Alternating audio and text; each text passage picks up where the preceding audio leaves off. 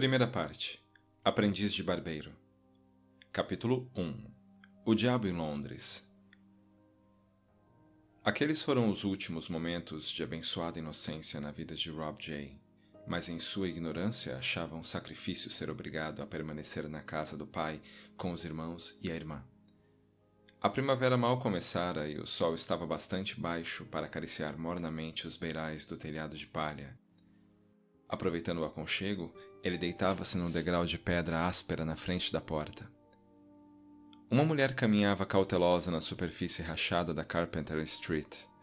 A rua precisava de conserto, como a maioria das casas pequenas de madeira dos trabalhadores, construídas descuidadamente por hábeis artesãos que ganhavam a vida construindo casas sólidas para os mais ricos e mais afortunados.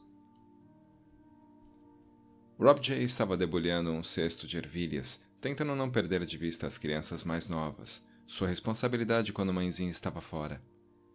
William Stewart, 6 anos, e Anne Mary, 4, cavavam a terra ao lado da casa, em suas brincadeiras secretas e risonhas. Jonathan Carter, 18 meses, estava deitado em uma pele de carneiro, alimentado, arrotado e gorgolejando satisfeito.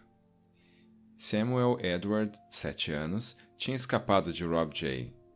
Cheio de artimanhas, Samuel sempre conseguia desaparecer para não trabalhar, e Rob procurava-o com os olhos, furioso.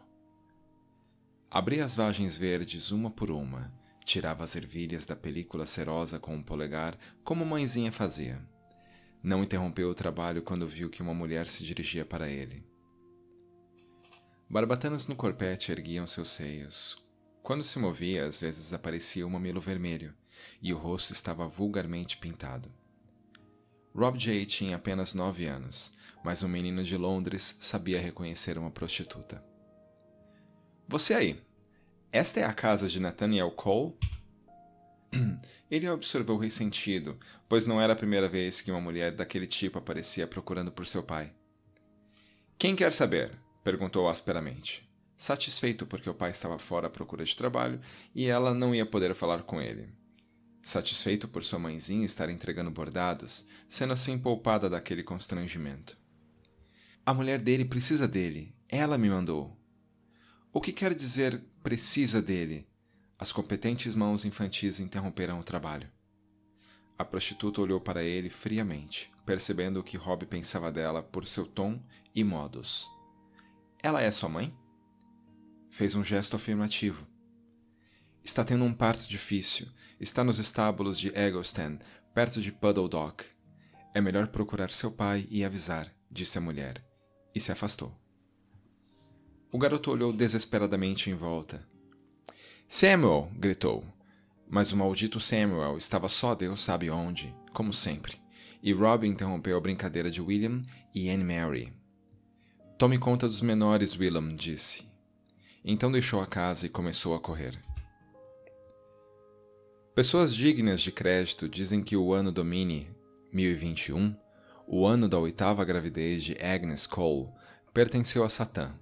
Foi um ano marcado por calamidades para o povo e monstruosidades da natureza.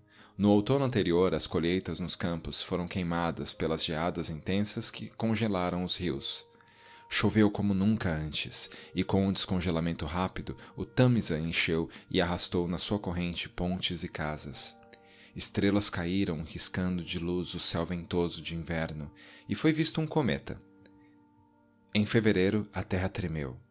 Um relâmpago atingiu a cabeça de um crucifixo, e os homens murmuraram que Cristo e seus santos estavam dormindo. Contavam que durante 3 dias jorrara sangue de uma fonte, e viajantes diziam que o demônio tinha aparecido em bosques e em lugares secretos. Agnes disse ao filho mais velho para não dar ouvidos a essas histórias, mas acrescentou preocupada que se Rob J. visse alguma coisa fora do comum, devia fazer o sinal da cruz. Todos oneravam Deus com uma carga pesada, porque a queima das colheitas naquele ano trouxera tempos difíceis. Nathanael, já há mais de 4 meses, estava desempregado, e a família se mantinha com a habilidade de bordadeira da mãe. No começo do casamento, ela e Nathanael estavam perdidamente apaixonados e cheios de confiança no futuro. Ele pretendia enriquecer com a profissão de construtor. Mas a promoção era lenta dentro da corporação dos carpinteiros, nas mãos de comitês examinadores que escrutinizavam projetos como se cada parte da obra fosse destinada ao rei.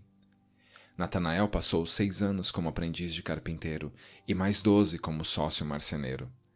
Agora devia ser aspirante de mestre carpinteiro, a classificação profissional necessária para ser empreiteiro. Mas o processo de se tornar mestre exigia energia e tempos prósperos, e ele estava desanimado demais para tentar.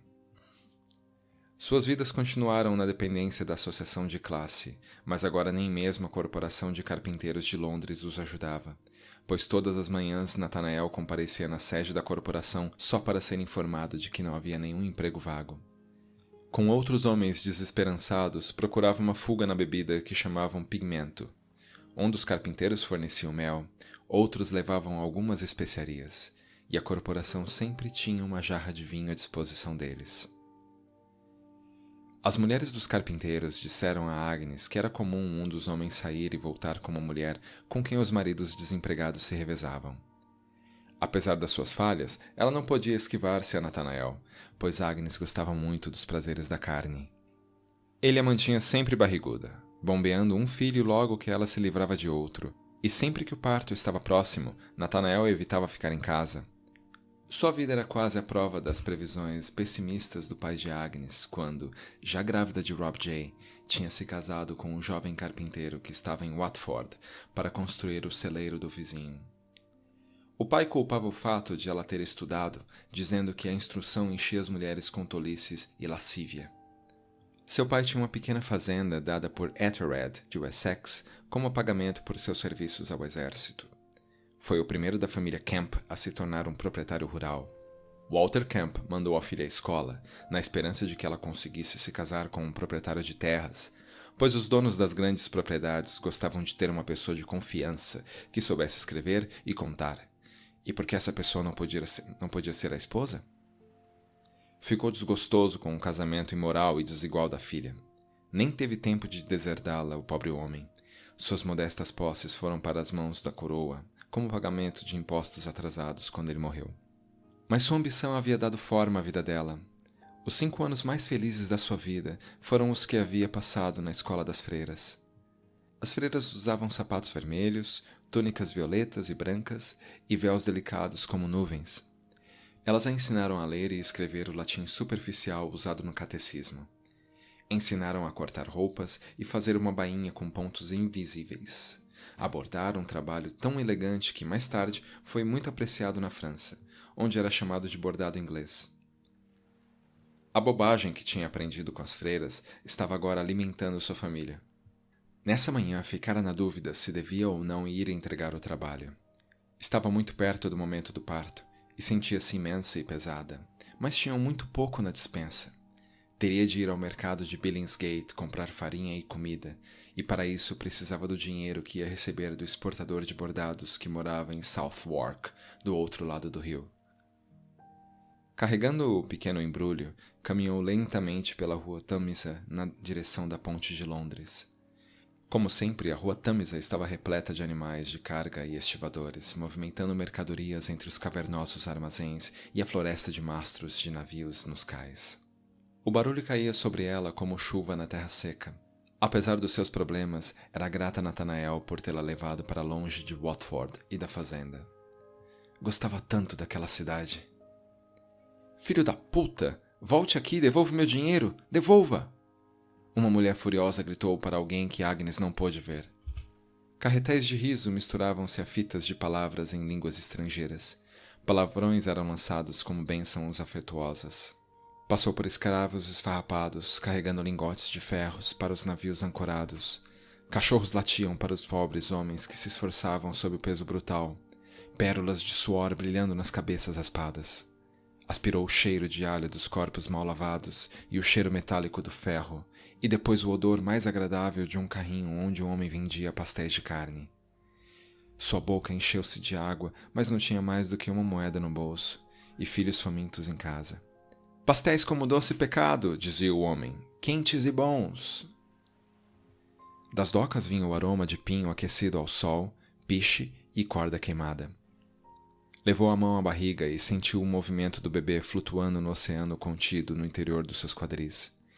Na esquina, um bando de marinheiros com flores nos gorros cantava alegremente ao som de um pífaro, um tambor, uma harpa. Quando passou por eles, notou um homem encostado em uma carroça estranha, onde estavam desenhados os signos do zodíaco. O homem devia ter uns 40 anos. Seu cabelo, que, como a barba, era castanho escuro, começava a escassear. Os traços eram regulares. Seria mais bonito do que Nathanael se não fosse gordo. O rosto era vermelho, e a barriga projetava-se para frente quase como a dela. Sua corpulência não era repulsiva, ao contrário, cativava e encantava, anunciando que ali estava um espírito amistoso e alegre que gostava das melhores coisas da vida. Os olhos azuis tinham um brilho esfuziante que combinava com o sorriso. "Linda senhora, quer ser minha namorada?" disse ele. Sobressaltada, Agnes olhou em volta para ver com quem estava falando, mas não havia ninguém. "Ha!" Geralmente ela congelava aquele tipo de observação só com um olhar e esquecia, mas tinha senso de humor, e gostava de homens que tinham também, e esse era muito interessante. "Fomos feitos um para o outro. Eu daria a vida para você, minha dama", disse ele ardorosamente. "Não precisa. Cristo já fez isso, senhor", respondeu ela. Ergueu a cabeça, aprumou os ombros e continuou a andar com um meneio sedutor. Precedida pela enormidade quase incrível da barriga com a criança dentro, juntando sua risada à dele. Há muito tempo um homem não a cumprimentava por sua feminilidade, nem mesmo por brincadeira, e a troca de palavras absurdas a animou enquanto caminhava pela Thames Street. Ainda sorrindo, aproximava-se de Poodle Dock quando chegou a dor. "Mãe misericordiosa", murmurou ela. Outra dor, começando no abdômen, mas tomando toda a sua mente e todo o seu corpo, impedindo-a de ficar em pé. Quando caiu sobre as pedras da rua, a bolsa de água se rompeu. "Ajudem-me!" gritou ela. "Alguém, me ajude!" Uma multidão londrina formou-se logo, ávida para ver, e Agnes foi cercada por pernas. Através da névoa de dor, via o círculo de rostos olhando para baixo para ela. Agnes gemeu. "Vocês aí, seus cretinos!" resmungou um carroceiro. "Deixem a mulher respirar, e deixem que a gente ganhe o pão de cada dia.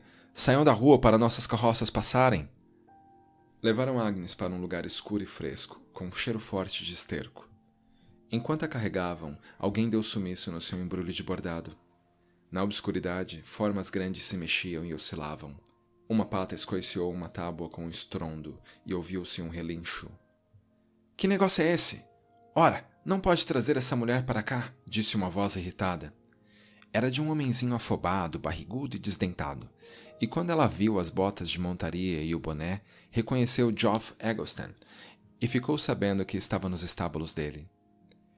Há mais de um ano, Nathanael havia reformado algumas baias, e Agnes lembrou-se disso. "Master Eggleston", disse com a voz fraca, "sou Agnes Cole, mulher do carpinteiro que o senhor conhece muito bem." Pensou ter visto um olhar de reconhecimento e a aceitação relutante de que não podia expulsá-la dali. O povo se amontoava atrás dele, olhos brilhantes de curiosidade. Agnes disse com voz entrecortada: "Por favor, será que alguém pode fazer a bondade de chamar meu marido?" "Não posso deixar meu negócio", resmungou Eggleston. "Outra pessoa deve ir." Ninguém se moveu, nem disse uma palavra. Agnes levou a mão ao bolso e tirou a moeda. "Por favor", disse outra vez com o dinheiro na mão erguida. "Vou cumprir meu dever de cristã", disse imediatamente uma mulher, obviamente prostituta. Seus dedos fecharam-se como garras na moeda. A dor era insuportável, nova e diferente. Estava acostumada com contrações de pouco intervalo.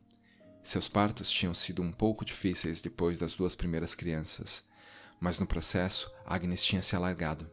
Sofreu abortos antes e depois do nascimento de Anne Mary, mas tanto Jonathan quanto a menina mais nova haviam deixado seu corpo facilmente depois da perda d'água, como pequenas sementes escorregadias apertadas entre 2 dedos. Em 5 partos nunca sentira o que sentia agora. "Doce Inês", disse ela em silêncio. "Doce Inês que socorre os cordeiros, socorra-me agora." Sempre durante os partos rezava para a santa do seu nome, e Santa Inês sempre ajudava. Mas desta vez o mundo inteiro era dor incessante e a criança dentro dela parecia um tampão. Finalmente os gritos desesperados atraíram a atenção de uma parteira que passava, uma velha mais ou menos bêbada que afastou os espectadores do estábulo com palavrões. Voltando-se, observou Agnes com desgosto. Os malditos homens te enterraram na merda, resmungou. Não havia lugar melhor para levar Agnes. A mulher levantou a saia dela até acima da cintura e cortou a roupa abaixo. Então, no chão, de frente para a vagina dilatada, afastou a palha cheia de esterco com as mãos, que depois limpou no avental sujo. Tirou do bolso um vidrinho de gordura escurecida com o sangue e os líquidos de outras mulheres. Tirando um pouco de gordura rançosa, passou nas mãos até ficarem bem lubrificadas. E então enfiou 2 dedos, depois 3, depois toda a mão no orifício dilatado da mulher, que uivava agora como um animal. Vai doer 2 vezes mais, dona, disse a parteira, lubrificando os braços até os cotovelos. O bandidinho pode morder os dedos do pé se quiser. Está vindo sentado.